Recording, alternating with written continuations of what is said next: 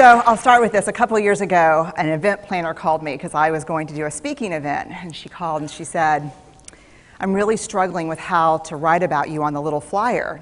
And I thought, well, what's the struggle? And she said, well, I saw you speak, and I'm going to call you a researcher, I think, but I'm afraid if I call you a researcher, no one will come because they'll think you're boring and irrelevant.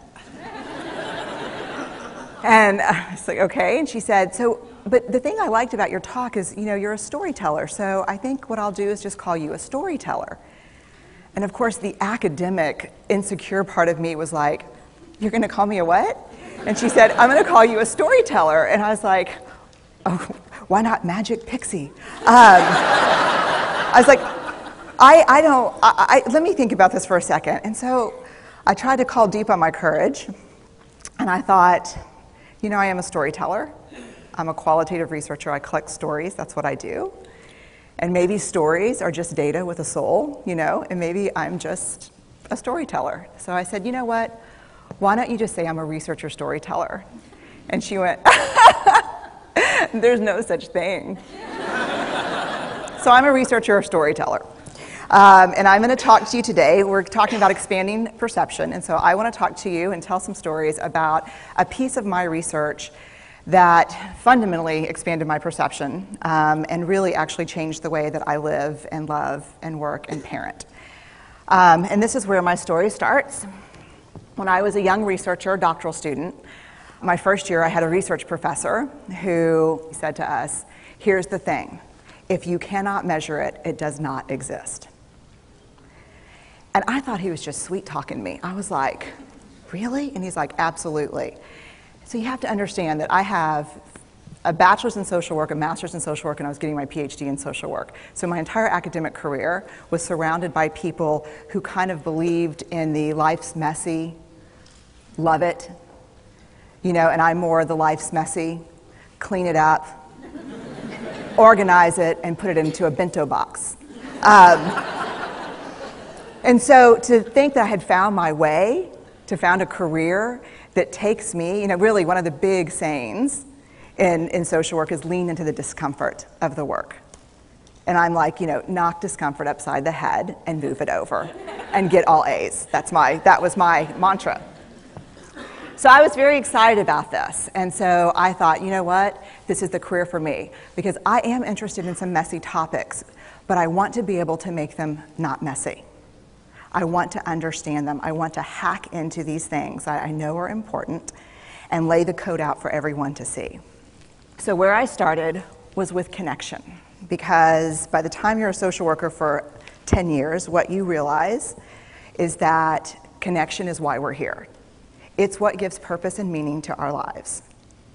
This is what it's all about. It doesn't matter whether you talk to people who work in social justice and mental health and abuse and neglect. What we know is that connection, the ability to feel connected, is neurobiologically, that's how we're wired, it's why we're here.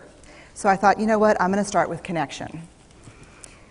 Well, that situation where you get an evaluation from your boss, and she tells you 37 things that you do really awesome and one thing that you can't, an opportunity for growth. And all you can think about is that opportunity for growth, right?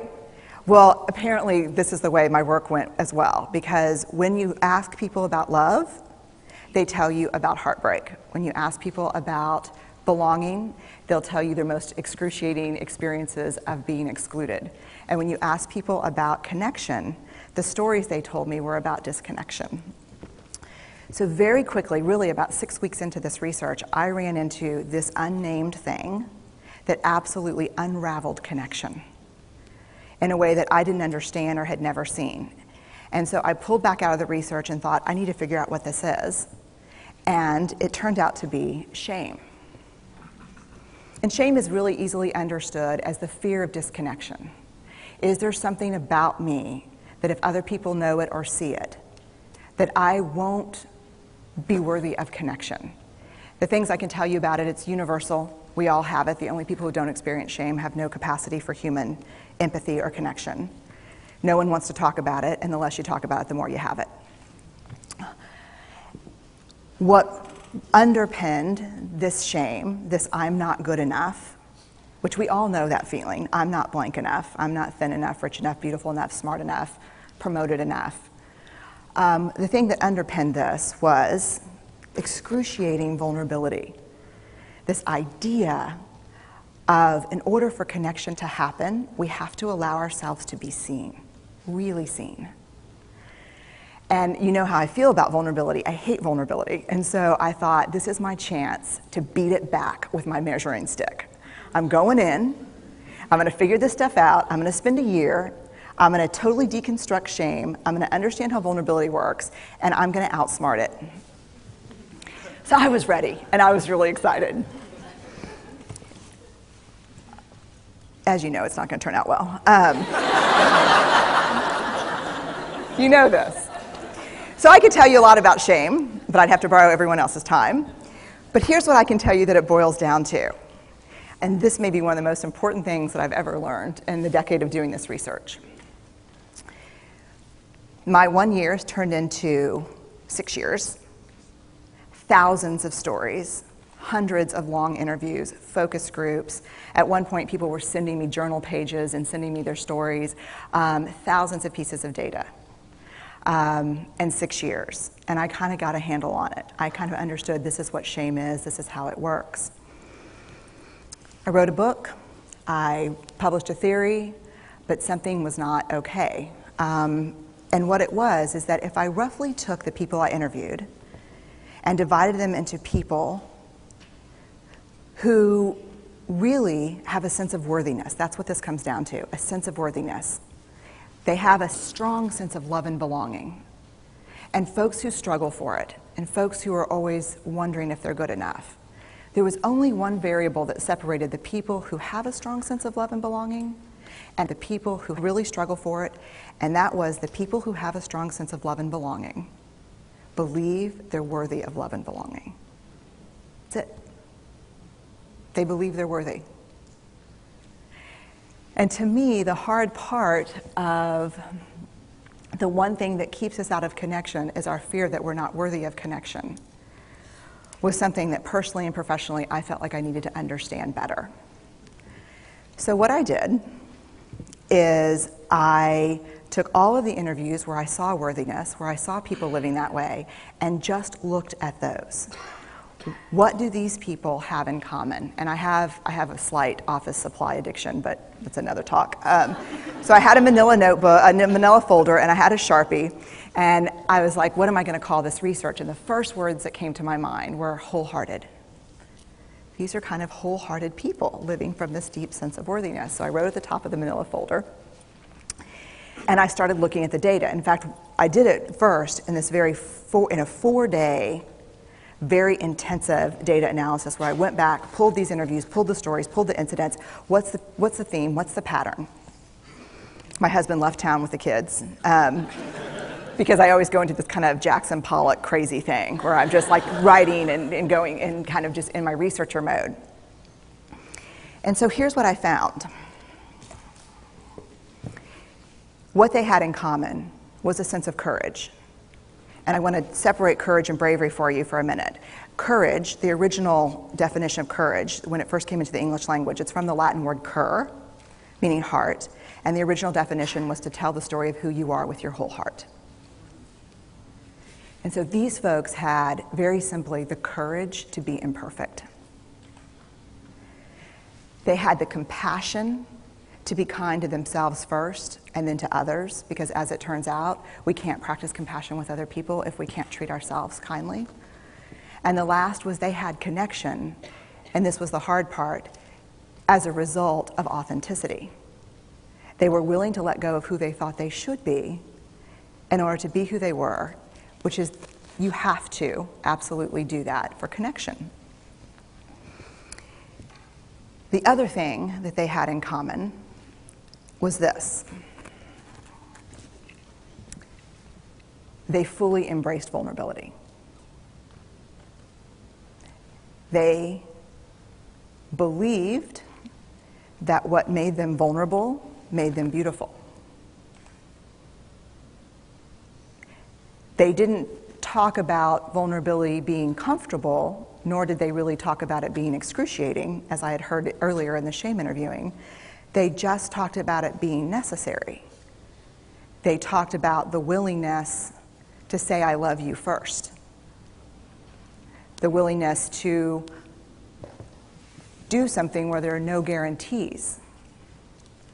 The willingness to breathe through waiting for the doctor to call after your mammogram. The willing to invest in a relationship that may or may not work out. They thought this was fundamental. I personally thought it was betrayal. I could not believe I had pledged allegiance to research, where our job, the definition of research is to control and predict, to study phenomenon for the explicit reason to control and predict. And now my mission to control and predict had turned up the answer that the way to live is with vulnerability and to stop controlling and predicting. This led to a little breakdown, which actually looked more like this. And it did. It led to I call it a breakdown, my therapist calls it a spiritual awakening. Spiritual awakening sounds better than breakdown, but I assure you it was a breakdown. And I had to put my data away and go find a therapist. Let me tell you something. You know who you are when you call your friends and say, I think I need to see somebody. Do you have any recommendations? Because about 5 of my friends are like, woo, I wouldn't want to be your therapist. And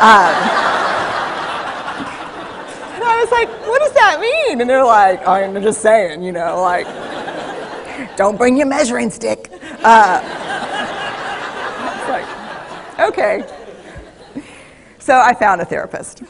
My first meeting with her, Diana, I brought in my list of the way the wholehearted live. And I sat down, and she said, how are you? And I said, I'm great, I'm okay. And she said, what's going on? And I said, and this is a therapist who sees therapists, because we have to go to those because their BS meters are good. And so I said, here's the thing, I'm struggling. And she said, what's the struggle? And I said, well, I have a vulnerability issue, and I know that vulnerability is kind of the core of shame and fear and our struggle for worthiness, but it appears that it's also the birthplace of joy, of creativity, of belonging, of love, and I think I have a problem, and I need some help. And I said, but here's the thing, no family stuff, no childhood shit, I just need some strategies.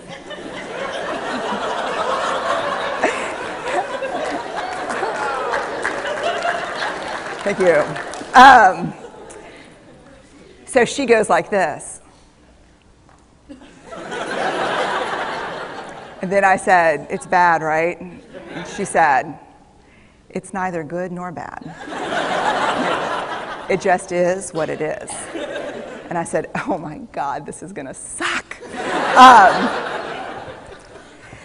And it did, and it didn't. And it took about a year.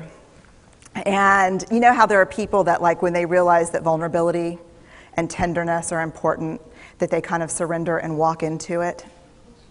A, that's not me. And B, I don't even hang out with people like that. For me, it was a year-long street fight. It was a slugfest. Vulnerability pushed, I pushed back.